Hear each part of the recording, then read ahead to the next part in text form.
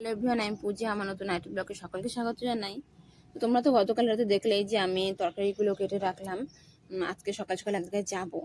তো কোথায় যাব সেটা তোমরা অবশ্যই ভিডিওতে বলবো। তার আগে ভিডিওটা স্কিপ না করে পুরো ভিডিওটাই দেখবে। আর যারা নতুন আছো তারা কিন্তু অবশ্যই চ্যানেলটিকে সাবস্ক্রাইব করে দেবে।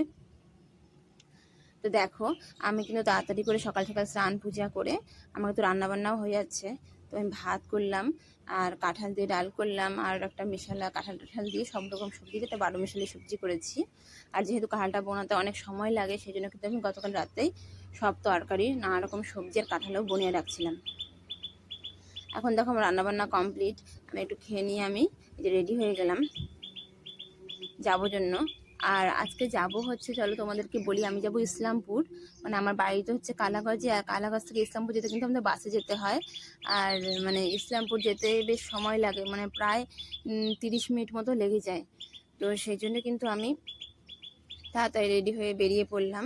আর একটু দূরে যেহেতু যাওয়ার আছে, তো তাড়াতাড়ি আসতে হবে।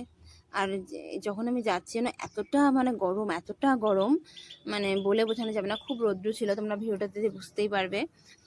তো দেখো, তোমরা তো বুঝিয়ে গেলে আমি কোথায় চলে এসেছি। আমি এসেছি কসমো বাজারে কিছু শপিং করতে। তো এটা তো জানোই তোমরা, যেটা কিসের শপিং করছি। হ্যাঁ, অবশ্যই এটা পয়লা বৈশাখের জন্য কিছু বাজার করছি, যেহেতু বাচ্চা কাচ্চা বাড়িতে আছে। তো বাচ্চাদের জন্য পয়লা বৈশাখের জন্য কিছু ড্রেসপত্র না নিলেও হয় না। বড়রা নিলাম না নিলাম, কিন্তু বাচ্চাদের জন্য দু একটা ড্রেস নিতে হয়। আর কসমো বাজারের ড্রেস আর কাপড়ের কোয়ালিটি খুবই সুন্দর, মানে সেই জন্য আমি এখানে চলে এসেছিলাম কাপড় নিতে।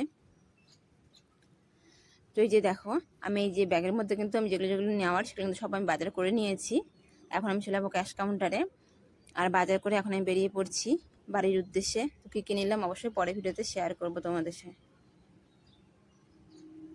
এই যে এখন আমি বাড়ি চলে যাচ্ছি।